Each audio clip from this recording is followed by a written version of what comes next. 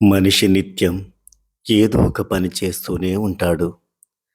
మనం శరీరం ద్వారా, వాక్కు ద్వారా, మనసు ద్వారా కూడా పనిచేస్తాం. వీటిని త్రికరణాలు అంటారు. ఈ మూడు కలిసి చేసిన పనే ఫలవంతం అవుతుంది. బాబా భజన చేయాలి అని మనసులో అనుకున్నాం. భజన చేస్తాను అని మాటలో చెప్పాం. ఆ తర్వాత రెండు చేతులు జోడించి మనసులో బాబా దివ్య రూపాన్ని దర్శిస్తూ బాబా దివ్యనామాన్ని భజన చేస్తాము. ఇలా కాక త్రికరణ శుద్ధి లేకుండా చేసిన పని వల్ల ప్రయోజనం ఉండదు. కళ్ళు ఎటో చూస్తుంటాయి, చెవులు వింటూనే ఉంటాయి. దైవం మనకు ఈ జన్మ ప్రసాదించింది పని మానేసి కూర్చోమని కాదు, పని చేసి ఫలితం కోరవద్దని చెప్పారు.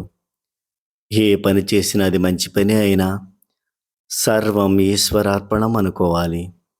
ఎందుకంటే ఈ శరీరాన్నిచ్చింది దైవం. మనం దైవ సంకల్పం వల్ల నిమిత్త మాత్రులుగా మాత్రమే పనిచేస్తున్నాం. కాబట్టి దాని ఫలితం కూడా మనది కాదు.